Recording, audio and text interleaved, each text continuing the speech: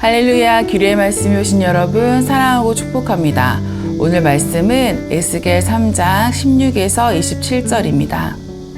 7일 후에 여호와의 말씀이 내게 임하여 이르시되 인자야, 내가 너를 이스라엘 족속의 파수꾼으로 세웠으니 너는 내 입의 말을 듣고 나를 대신하여 그들을 깨우치라. 아멘. 여러분, 혹시 누군가에게 꼭 해줘야 했던 말이 있었는데 망설이다가 결국 하지 못했던 경험 있으신가요? 가까운 가족이나 친구에게 진심을 전하고 싶었지만 상대의 반응이 두려워서 분위기가 어색해질까봐 입을 다물었던 순간들이요. 죽음을 앞둔 사람들이 가장 후회하는 것이 사랑한다는 말을 충분히 하지 못한 것이란 얘기 들어보신 적 있으실 겁니다. 어떤 말들은 그때 하지 않으면 더는 기회가 주어지지 않을 수도 있습니다.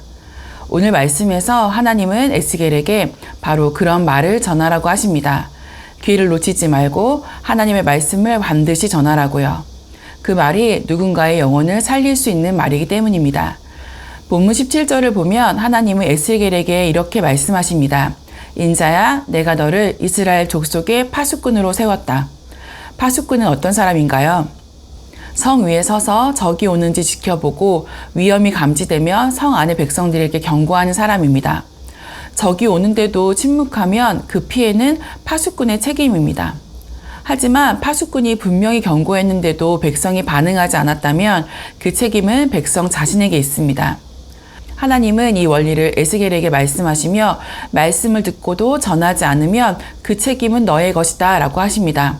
그런데 하나님은 말씀을 이렇게 마무리하시지 않습니다. 에스겔이 전할 대상은 악인만이 아니라 의인도 포함되어 있습니다.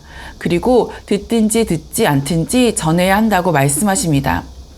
말씀을 전할 때 반응이 좋을 수도 있고 거절을 당할 수도 있습니다. 가까운 사람에게 복음을 전하려고 하면 관계가 어색해질까봐 두렵고 길에서 복음을 전하려고 하면 욕을 들을까봐 주저하게 되죠. 듣는 사람이 부담스러워하고 듣지도 않을 것 같은데 굳이 말해야 하나 싶은 생각이 듭니다. 하지만 파수꾼의 사명은 결과가 아니라 전달에 있습니다. 전하는 것까지가 우리의 몫이며 그 이유는 하나님의 영역입니다. 저도 복음을 전하면서 두려웠던 순간들이 있었습니다. 버스킹을 하며 찬양으로 복음을 전할 때 어떤 분들은 위로를 받고 은혜를 누렸지만 어떤 분들은 욕을 하거나 소리를 지르고 심지어 위협을 가하기도 했습니다. 그럴 때마다 마음이 흔들렸습니다. 계속해야 하나? 이래도 괜찮은 걸까? 그런데 그래도 우리는 멈출 수 없었습니다. 왜냐하면 그곳에도 복음을 들어야 할 영혼들이 있었기 때문입니다. 복음을 들을 수 있는 기회가 그들에게 또 있을지 우리는 알 수 없기에 기회를 주실 때 전해야 합니다. 여러분, 하나님은 왜 우리에게 복음을 전하라고 하실까요? 왜 듣지 않을지도 모르는 사람들에게 굳이 말하라고 하실까요? 그 이유는 단순합니다. 하나님은 그 사람을 살리고 싶어 하시기 때문입니다. 말씀을 전하라고 하신 건 심판을 위함이 아니라 돌이키게 하시려는 사랑의 부르심입니다. 우리는 그 부르심 앞에서 때론 부담을 느끼기도 하고 외면하고 싶기도 합니다. 하지만 누군가는 우리의 한마디로 영원한 생명을 얻게 될 수 있습니다. 로마서 10장에서 바울은 이렇게 말합니다. 믿음은 들음에서 나며 들음은 그리스도의 말씀으로 말미암았느니라. 그리고 그 앞에서 이렇게 말하죠. 전하는 이가 없이 어찌 들으리요. 전하는 이가 있어야 들을 수 있습니다. 우리가 전하지 않으면 누군가는 복음을 들을 기회를 영영 잃을 수 있습니다. 이 말씀 앞에서 우리는 질문해야 합니다. 혹시 내가 파수꾼의 자리를 놓치고 살지는 않는지, 내가 아니어도 누군가 전하겠지라고 생각하며 침묵하는 파수꾼으로 살아온 것은 아니었는지.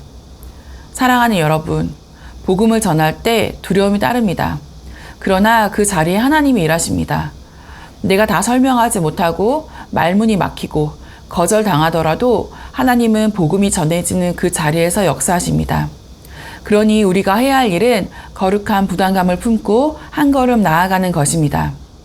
혹시 지금 말씀을 전해야 할 사람이 여러분 마음에 떠오르셨나요? 그 사람의 이름을 품고 오늘 그를 위해 기도해 보세요. 그리고 그 사람에게 복음을 전할 작은 시도를 해보세요. 문자 한 통, 기도 부탁, 혹은 밥 한 끼의 대화를 통해서요. 하나님은 우리가 전할 때 그 말씀 위에 기름 부으실 것입니다. 사랑하는 기류의 가족 여러분, 하나님은 저와 여러분을 파수꾼의 자리에 세우셨습니다. 우리에게 기회가 아직 있을 때 말하고 전합시다. 그것이 우리를 세우신 이유입니다.